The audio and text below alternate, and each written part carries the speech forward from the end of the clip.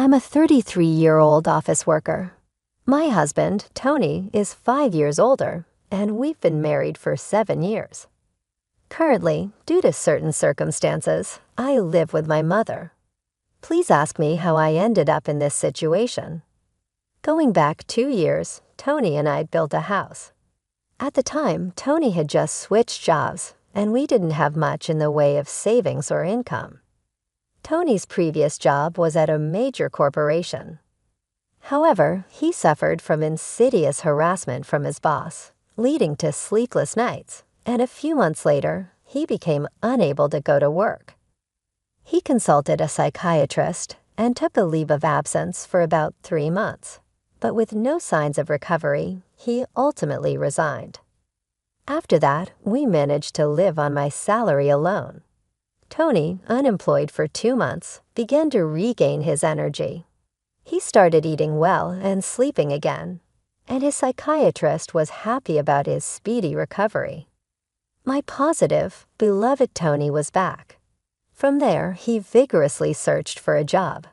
His experience at a major corporation was an advantage, but due to his reason for resignation being mental health, finding a new job wasn't easy. During this time, we found a small company that needed him.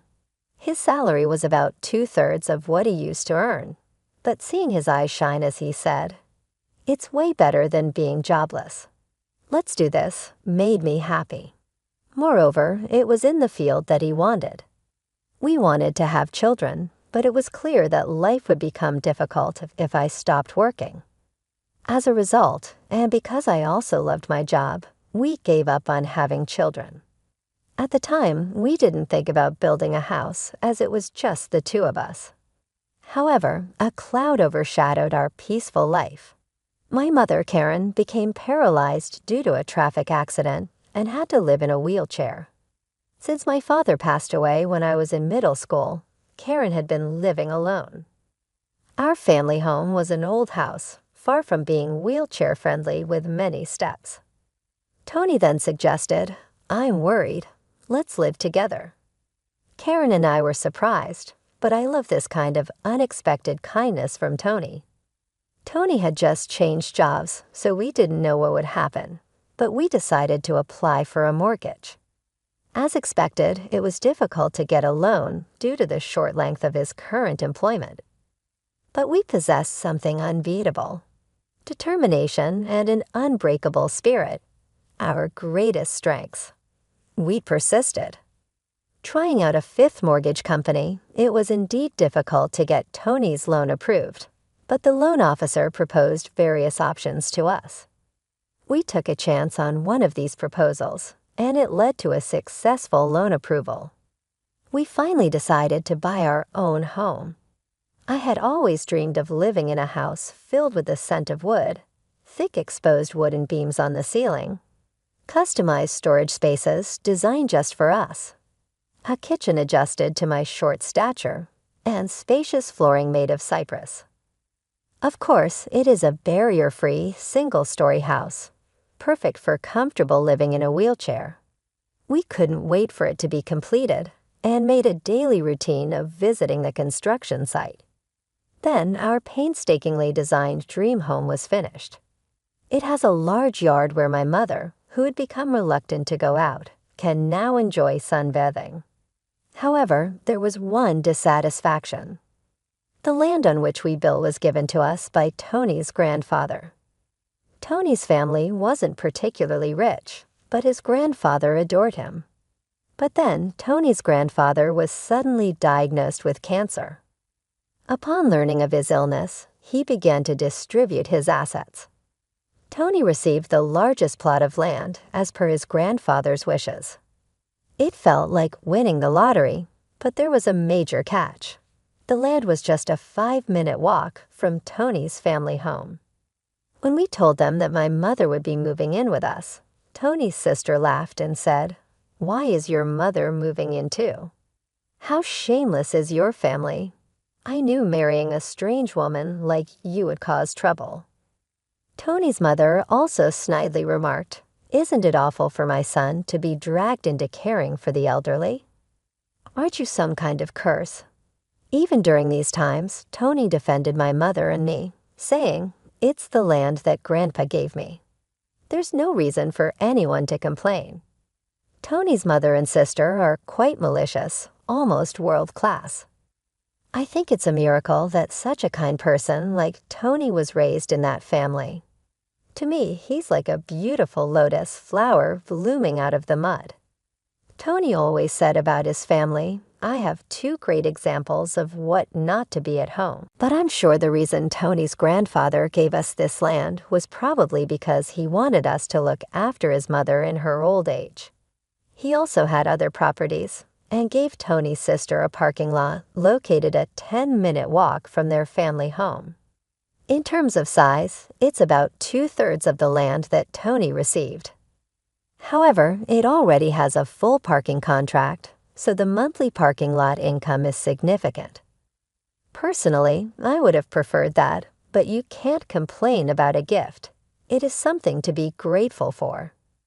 In reality, thanks to my grandfather-in-law, we were able to build a house. Having no cost for the land and being able to use it as collateral for a loan made a big difference. Once the house was completed, we invited my mother-in-law and sister-in-law's family. However, during construction, we heard from the builders that they had come to see the house several times without our permission. They arrived an hour and a half later than the agreed time without any apology. Pardon our intrusion. This is kind of like Grandpa's house too, so it's kind of like our house as well. Oh, such a nice house. The smell of wood is nice. No need for air fresheners, said my sister-in-law as she waltzed in. Even though her shoes were muddy because of the rain, she didn't mind at all and went straight into our newly built house. Her husband also walked around in muddy shoes, ignoring the slippers we had prepared. When I urged, "We have slippers available if you'd like to wear them," my sister-in-law laughed and replied, "It's such a hassle. You can just wipe the floor." From the get-go, the atmosphere was terrible, and of course they came empty-handed. After touring the rooms, they reached my mother's room. My mother's room is the most spacious and has the best sunlight. At my mother's request, we designed it like a duplex, complete with a kitchen. It's a room like a second living area. Seeing this, my mother-in-law said, "I'm fine with this room. I want to live here." On the third thing to say, my mother-in-law told my mother, "You were fortunate to have that accident, weren't you? Thanks to being paraplegic, you've moved from that old shack into such a nice house. Isn't it a turn of fortune?" My mother said nothing, but she looked so sad. Inside, I was boiling over with anger. But before I could respond, Tony spoke up. "What did you just say? There are things you can and can't say to people. It makes me question your humanity. I don't even want to think that you're part of my family. You're the worst." "Apologize now," Tony said in a strong tone. Whether they found this amusing or not, my mother and sister-in-law glared at me. Then my sister-in-law confronted Tony with a heated look. What's this all about?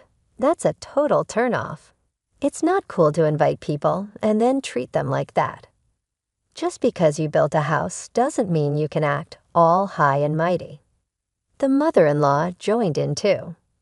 "Anyway, my son went off the rails because he ended up with a wife like you. You're a jinx." Tony didn't stay silent either. "Enough is enough. This mess started because of your rude remarks. You were saying that the accident was a good thing and calling my wife a jinx. I will not forgive you for that." The mother and sister-in-law looked frustrated by Tony's strong rebuttal. Then my mother, who had been watching the whole scene, apologized with a regretful look. "It's okay. I'm living together with them because I actually had an accident. And it's true that I was able to live in this beautiful house from a run-down one. Your son has always been kind to me. Thank you." Perhaps feeling guilty, the mother and sister-in-law left, shooting me a nasty look. My mother then apologized to Tony. I'm sorry. I must have upset your mother and sister. I'm sorry I ruined the mood on the day of the housewarming party because of me. Tony also said, no, I should be the one apologizing. It's embarrassing. They really lack decency. I'm really sorry, but I am happy to be living with you. Please understand that. With that, my mother started to tear up. Since it's near Tony's parents' house, the neighbors are all people we know. They've all known Tony since he was a child, so they're very kind to us. 4 months have passed since that mess. When we were finally getting used to our new home and my mother started to smile more, an incident occurred. I received a call from home while I was at work. We rarely get calls from home, so it startled me. My bad feeling came true. My mother, unable to hide her agitation, called me. It's awful. Tony collapsed at work. I too was agitated by this serious tone. I immediately consulted with my boss and headed to the hospital. On the way, I tried to remain calm by unconsciously imagining positive scenarios, like when I get to the hospital, he'll be all right, and joking around to keep me in good spirits. But when I arrived at the hospital, I couldn't believe my eyes. My husband, who was supposed to have gone to work cheerfully after eating breakfast as usual, we were supposed to have a movie date this weekend, but now what I see is him with countless tubes connected to his body. I was completely lost. The doctor said he's in a very dangerous condition. Even if he survives, we don't know if he will regain consciousness. I felt as if I was in a movie. I couldn't even cry.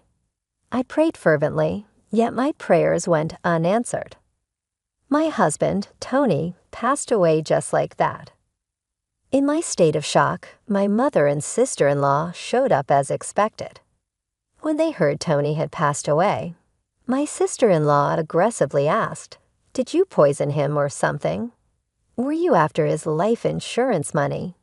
Following suit, my mother-in-law cornered me too. Bad things always happen when you're around, just like your mother. You really are a jinx. I was so sad I couldn't speak. Just then, my mother arrived in a caregiver's taxi. She was crying at the circumstances of Tony's death.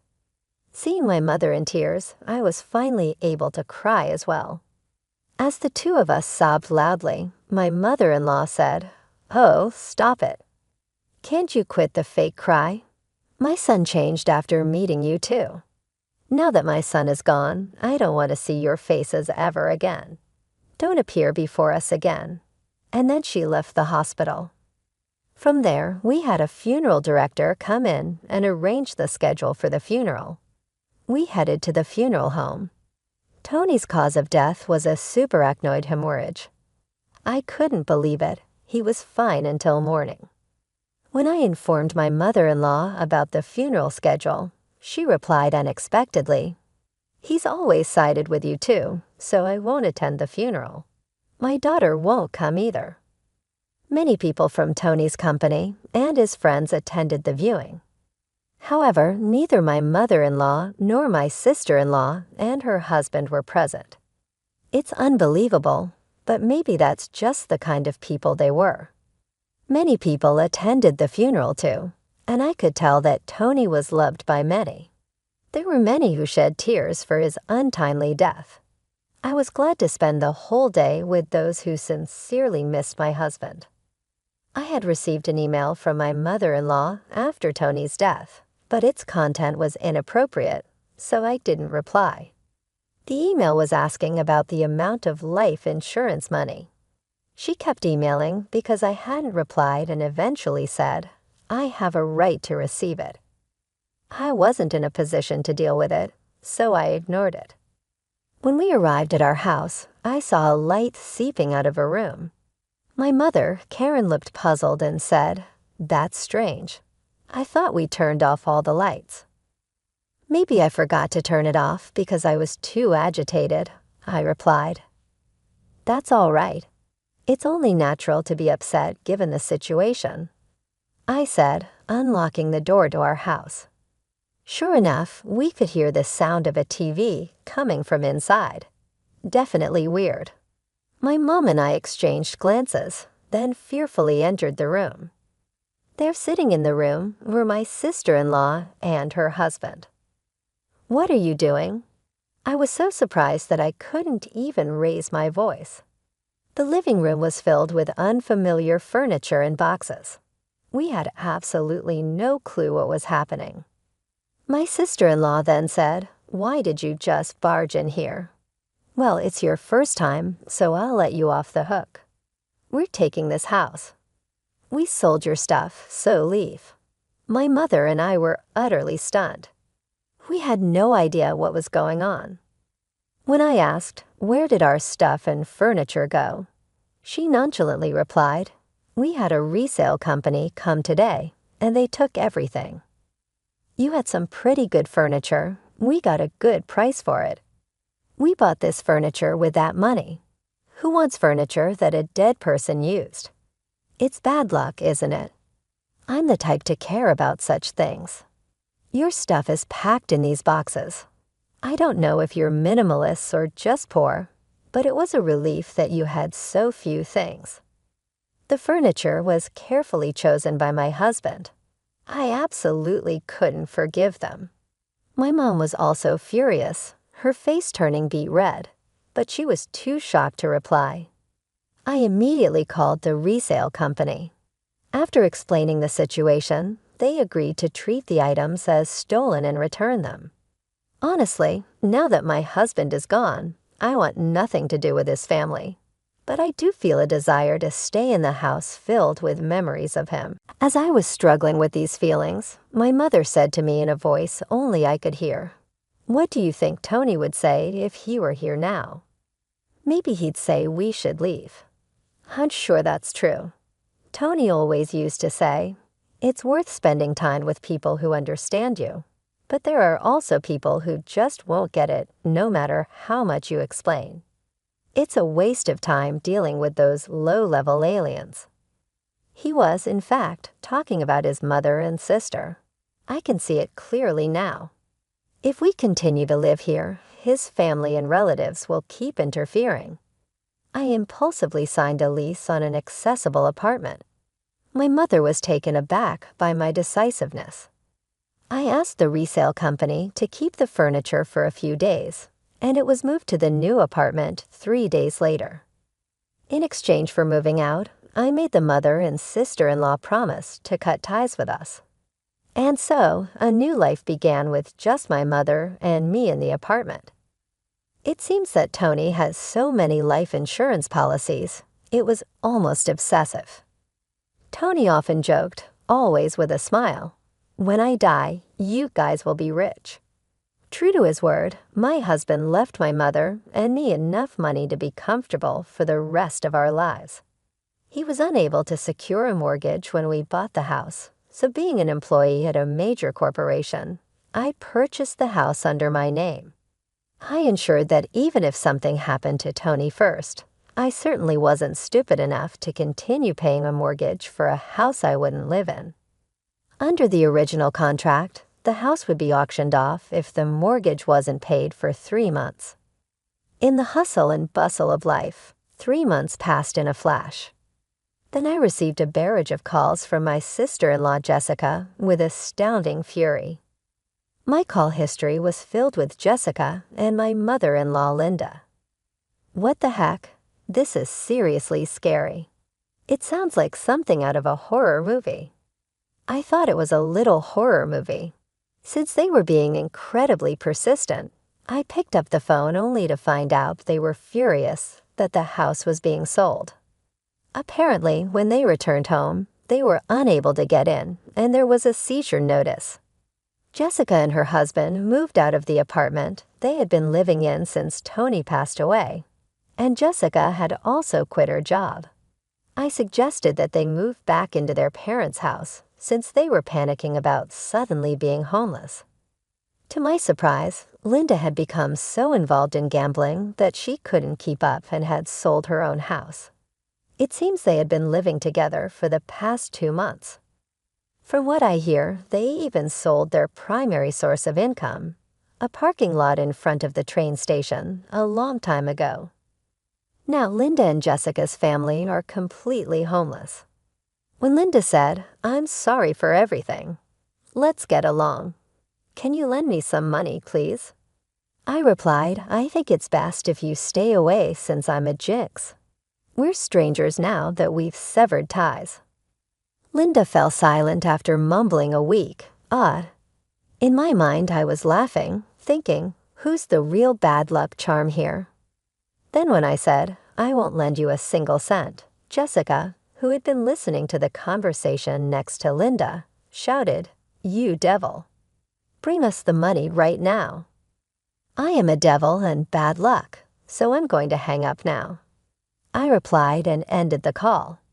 In truth, I had a lawyer involved for the past 3 months pushing for the auction of the house. I thought it was an unusual case, but apparently it's not that uncommon. The house was sold without any major trouble, allowing our family a moment of respite. We planned to find a new home with the money Tony left us. Given it's just my mother and me, we don't need a big house. We'd rather prioritize security as 2 women living together. And so I chose a condominium with minimal noise disturbance. I remember something my husband always said when we built our home. People can get energy from the sun, so let's create a place where the mother-in-law can enjoy her hobby of reading in the garden without feeling self-conscious. With those words, he had made a spacious courtyard for her. So I looked for a condo with a large balcony where she could enjoy her coffee and read. It's smaller than our previous home, but the room is spacious enough to house the furniture my husband proudly chose. The piece of land that was gifted to us by Tony's grandfather was expansive, and the house sold for more than expected. With that money, I bought a rather luxurious condominium. The security is top-notch, so my worrywart husband would surely rest easy. I heard rumors about my in-laws' family. Our old neighbors were worried about my sister-in-law's family suddenly moving in. My mother-in-law and sister-in-law's family were left homeless. They even tried to borrow money from neighbors. In the end, they couldn't borrow anything and ended up living in public housing after consulting with the community. But they're stubborn people, so it seems the trouble never ends. From what I've heard, they caused a commotion by having a barbecue on their small balcony. Their thoughtless actions must have shocked the locals. Whether it's due to a lack of money or just frustration, they seem to have loud arguments every night. People are saying they're causing such a racket that it sounds like things are being thrown around. My sister-in-law's husband left a long time ago, and now it's just her and Linda living together. It's quite the contrast to my peaceful life with my mother. Although we're both 2-member households, it seems that the neighbors are banding together to try to get this nuisance family evicted. No matter where you go, if you're a nuisance, people won't welcome you. And what goes around comes around. I just want to live peacefully and quietly, estranged from my embarrassing family. I believe that Tony is surely watching over us. From now on, I plan to live my life without causing trouble to others, and do my best to live not just for myself, but for Tony as well.